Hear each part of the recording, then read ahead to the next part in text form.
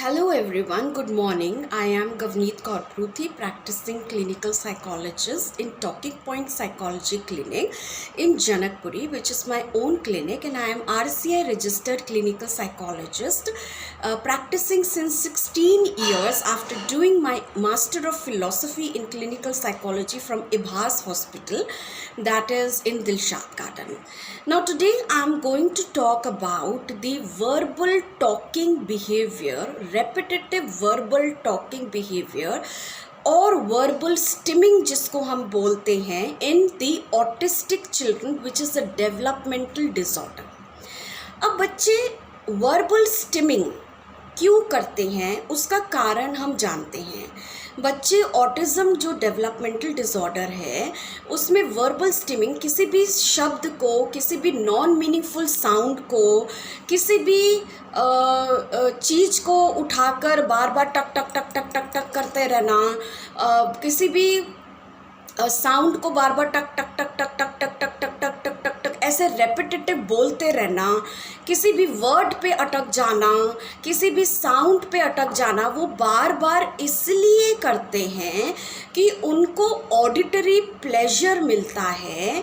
Auditory pleasure लेने के लिए, अपने आप को ऑडिटरी तरीके से प्लेजर देने के लिए और रेगुलेट करने के लिए अपने इमोशंस को बच्चे बार बार ये करते हैं जो ऑटिस्टिक होते हैं। तो सबसे पहली बात ये है पेरेंट्स के लिए जानने के लिए कि बच्चे ये सब क्यों करते हैं जो और जिनको ऑटिस्टिक डेवलपमेंटल डिसऑर्डर्स या ऑटिस्टिक स्पेक्ट्रम डिसऑर्डर्स होता है। ऑडिटरी स्टिमुलेशन लेने के लिए, अपने आप को प्लेजर देने के लिए बच्चे ये करते हैं क्योंकि उनको प्लेजर मिलती है।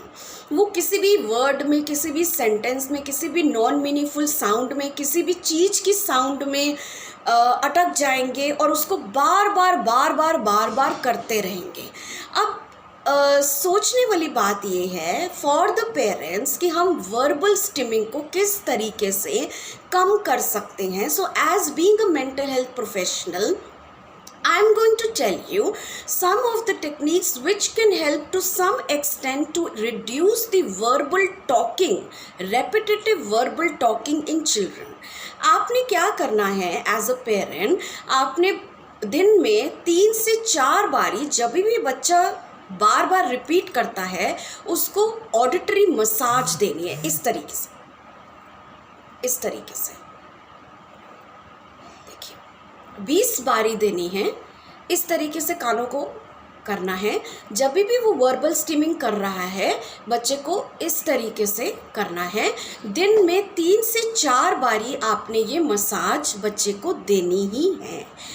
दूसरा आप ये कर सकते हैं कि अगर आपका बच्चा बोलता नहीं है तो आप अपनी आवाज़ पे या अपने घर वालों की आवाज़ को लेकर कुछ कंटेंट को रिकॉर्ड कर लीजिए, जैसे कि ABCD 1 2 3 4 कुछ राइम्स हो गया। तो जब भी बच्चा कुछ भी रिपीट करी जा रहा है टक टक टक टक टक टक टक टक टक टक ऐसे, तो आप हाई वॉल्यूम पे ये वाली चीज़ को जो आपने रिकॉर्ड किया है कंटेंट उसको चला दीजिए ताकि बच्चा डिस्ट्रैक्ट हो जाएगा।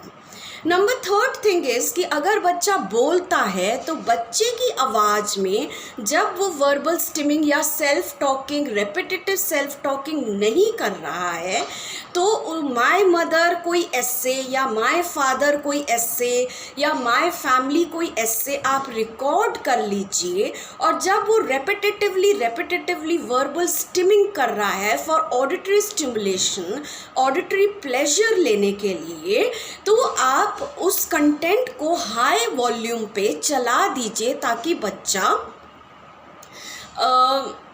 डिस्ट्रैक्ट हो जाए अपनी वर्बल टॉकिंग जो वो रेपिटेटिवली कर रहा है।